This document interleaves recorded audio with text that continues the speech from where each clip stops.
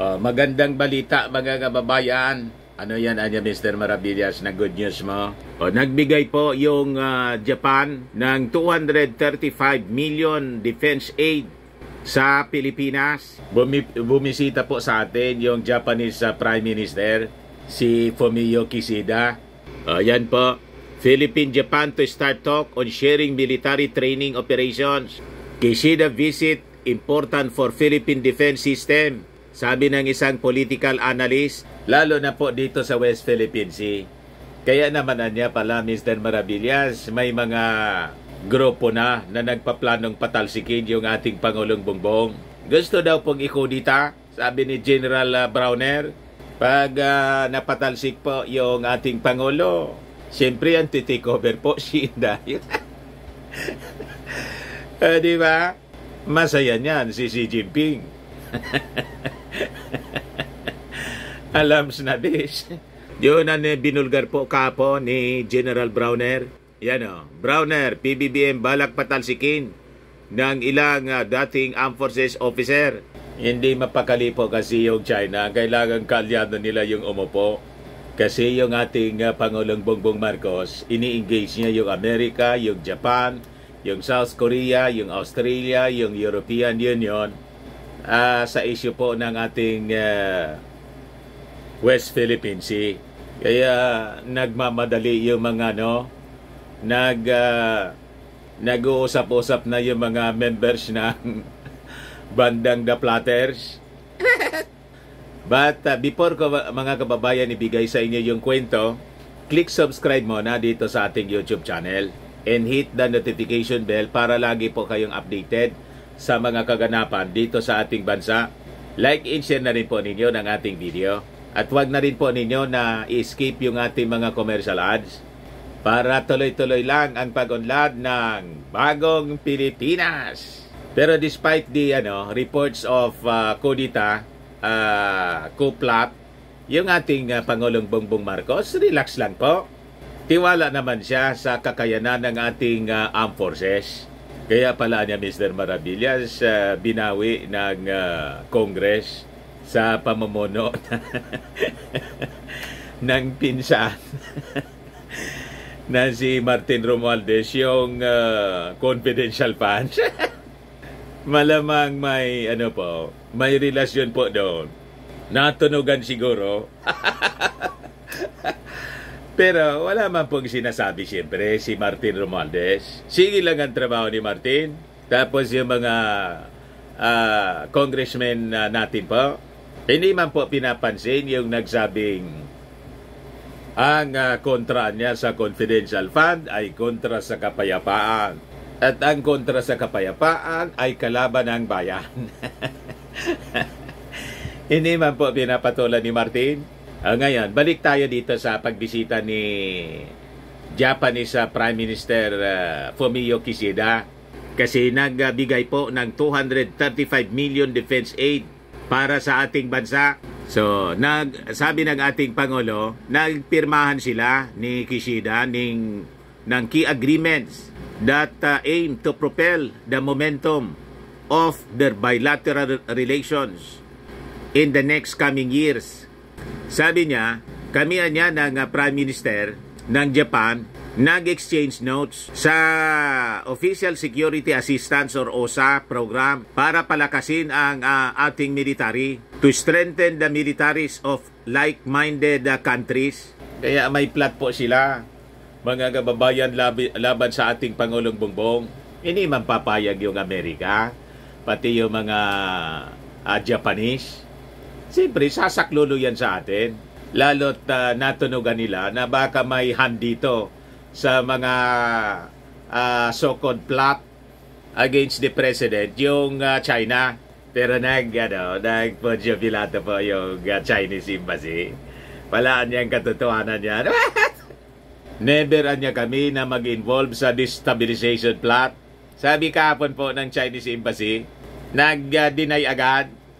So, sabi diyan sa balita, the OSA grant worth 600 million Japanese yen or around 235 million pesos will help boost efforts ng ating Department of National Defense by securing coastal radars para sa ating armed forces to enhance their maritime domain awareness capability and maritime security. So sabi ng ating Pangulo, itong grant niya will significantly contribute to mitigating the impact of flooding. Hindi, ito pala muna. The two leaders also signed the exchange of notes on the $6 million US non-project grant aid to the acquisition of construction equipment para sa North Road Network naman, improvement and disaster quick response program sa Bangsamoro region. Itong grant niyang ito, sabi ng ating Pangulo, will significantly contribute to mitigating the impact of flooding aggravated by climate change sa Bangsamoro region. So hindi lang po sa defense defense and security yung binigay na tulong ng Japan, pati po sa mga infrastructure that will mitigate yung impact po ng climate change.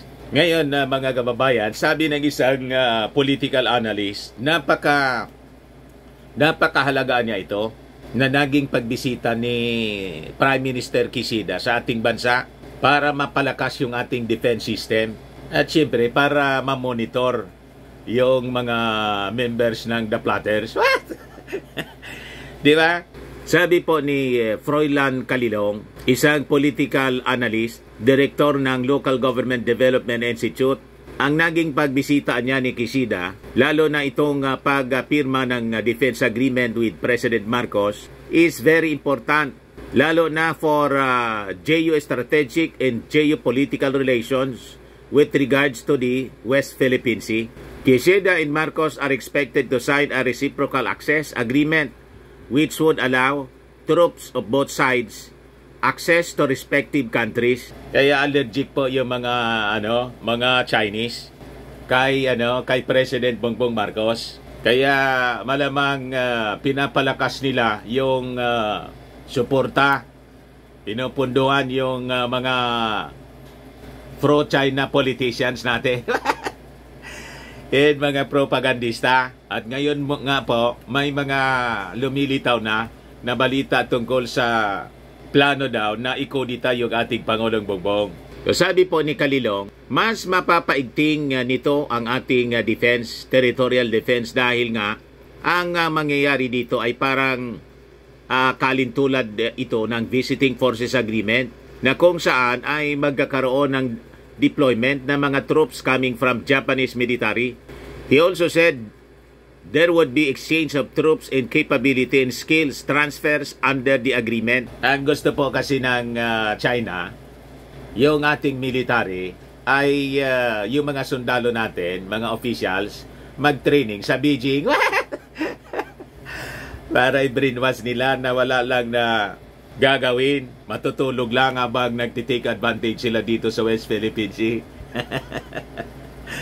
Ganon mga kababayan, para maging province na nila tayo.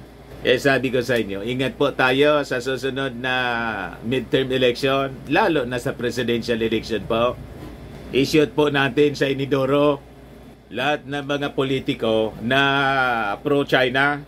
So sabi ni Calilong, paniwala ko niya, the move would give advantage to the country's defense capacity para ma-protect yung West Philippine Sea from aggressive actions na ginagawa ng China. Kishida signing of the RAA, the first with an ASEAN member, would encourage the countries from the 10-member bloc niya to be more vocal and decisive with regards to development in the South China Sea, which encompasses the West Philippine Sea.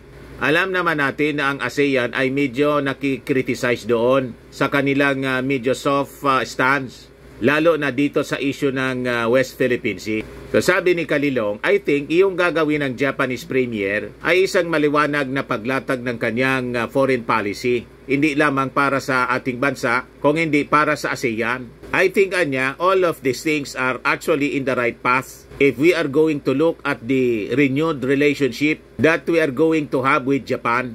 So, ganun po. O ngayon, doon naman sa issue tungkol sa mga hindi na tinuloy ng China na mga projects dito kasi turn off sa ating Pangulo. Di ba? Sabi ni Kalilong, meanwhile, Kalilong also counted Japan to continue the projects that were withdrawn by the Philippines because of the latter's backing out from China's development assistance. It would be an ideal if Japan would take over the cancelled negotiations and the concessions the Philippines had with China, because Japan's own official development assistance has been anchored on infrastructure, commerce, and jobs.